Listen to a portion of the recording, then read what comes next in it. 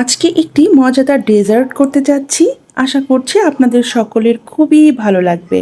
এই ডেজার্টটি আমার অনেক পছন্দের এবং আমার বাচ্চারাও খুব মজা করে খায়। আসসালামু আলাইকুম, আমি মাসুমা আক্তার বলছি, আপনাদের মাঝে চলে এলাম। প্রথমে একটি ফ্রাইং প্যানে আমি কিছু পরিমাণ পানি দিয়ে নেব এবং এই পানিটি এ কারণেই দেব, আমাকে প্রথমে চালটিকে সিদ্ধ করে নিতে হবে।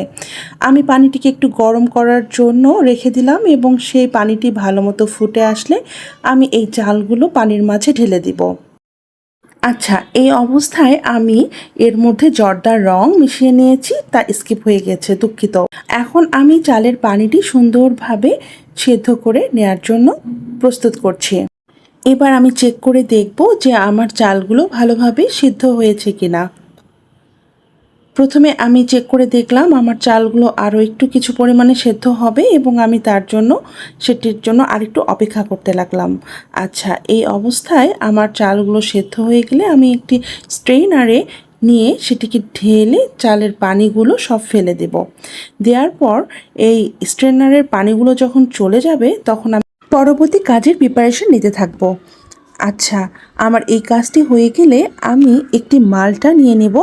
মালটাটিকে সুন্দরভাবে কেটে নেব এবং এই রসটিকে আমি কাজে লাগাবো, আর মালটার যে সিরকাটি আছে সেটি আমি কাজে লাগাবো। আপনারা দেখতে থাকুন, তাহলে বুঝতে পারবেন। আচ্ছা, মালটার যে রসগুলো আমি নিয়েছি সেগুলো আমি এর মধ্যে ঢেলে দিলাম এবং এখানে আমি চিনি, কিশমিশ, কাজু বাদাম সবগুলো সুন্দরভাবে স্লাইড করে নিয়েছি, নিয়ে আমি এর ভিতরে ঢেলে দেব। কেমন? আপনারা ইচ্ছা করলে এখানে কাঠবাদাম, কাজু বাদাম, পেস্তা বাদাম সব কিছুই দিতে পারেন। আচ্ছা, এবার আমি ঢেলে দেব এগুলো চালের ভিতরে এবং সবগুলো একসঙ্গে ভালোভাবে মিক্স করে নেব। এই পর্যায়ে কিন্তু আমার চুলাটি অবশ্যই বন্ধ করা আছে এবং মিক্স করে নেওয়ার পর আমি চুলাটি জ্বালিয়ে দিব এবং মিডিয়াম আঁচে সেটি করে রাখব।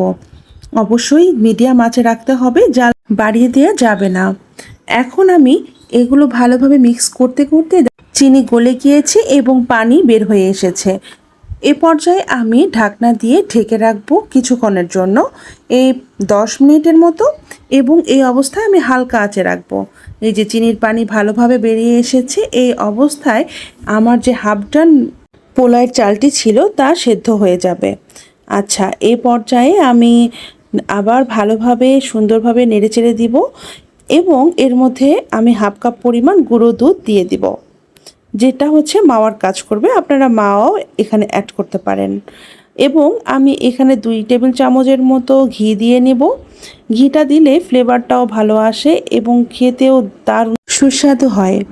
এই পর্যায়ে আমি আলতো হাতে উপকরণগুলো ভালোভাবে মিক্স করে নেব এবং যতক্ষণ না পর্যন্ত গুঁড়ো দুধ, ঘি ভালোভাবে এর সাথে মিক্স হয়ে যায়। মিক্স করার পর আমি এখানে আরও একটি কাজ করব, দেখতে থাকুন। ওই যে বলেছিলাম না যে মালটার খোসাগুলো আমাদের কাজে লাগবে, হ্যাঁ, এইবার আমি মালটার খোসাগুলো কাজে লাগাবো। এবার মালটার খোসাগুলো আমি 4 টুকরো করে নিয়েছি।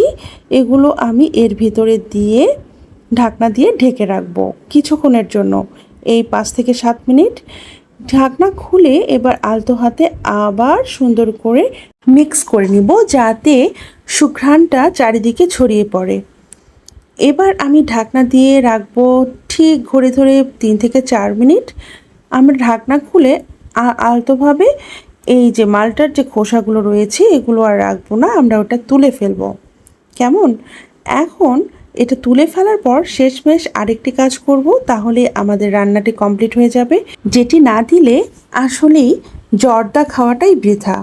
জর্দার মধ্যে এই জিনিসটাই হচ্ছে আসল। সেটি হলো কি বলবো? সেটি হচ্ছে আমাদের ছোট্ট ছোট কিউট কিউট মিষ্টি। এটি কিন্তু আমি নিজ হাতে বানিয়েছি, যদি রেসিপি লাগে আমি আপনাদের দিয়ে দেব। আচ্ছা, আমি এই মিষ্টিগুলো সুন্দরভাবে ছড়িয়ে দিলাম এবং আলতোভাবে উল্টিয়ে পাল্টে দিলাম। এই তো আমাদের রান্না পুরোই কমপ্লিট।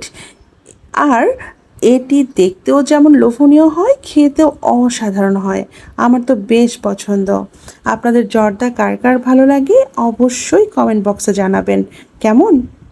আমার বাচ্চারা জর্দা পোলাও খেতে খুব পছন্দ করে এবং মাঝে মাঝে আমাকে তা বানিয়ে রাখতে হয়। আচ্ছা, এখন আমি রান্না পুরোটাই কমপ্লিট করে ফেলেছি এবং একটু রং ঢং করে ছবি তুলে নিচ্ছিলাম। খুব ভালো লাগছিল দেখতে। ক্যামেরার মধ্যে অতটা সুন্দর যদিও বা নাও লাগতে পারে, কিন্তু অরিজিনালি রান্নাটা বেশ চমৎকার হয়েছে এবং খেতেও সুস্বাদু হয়েছে।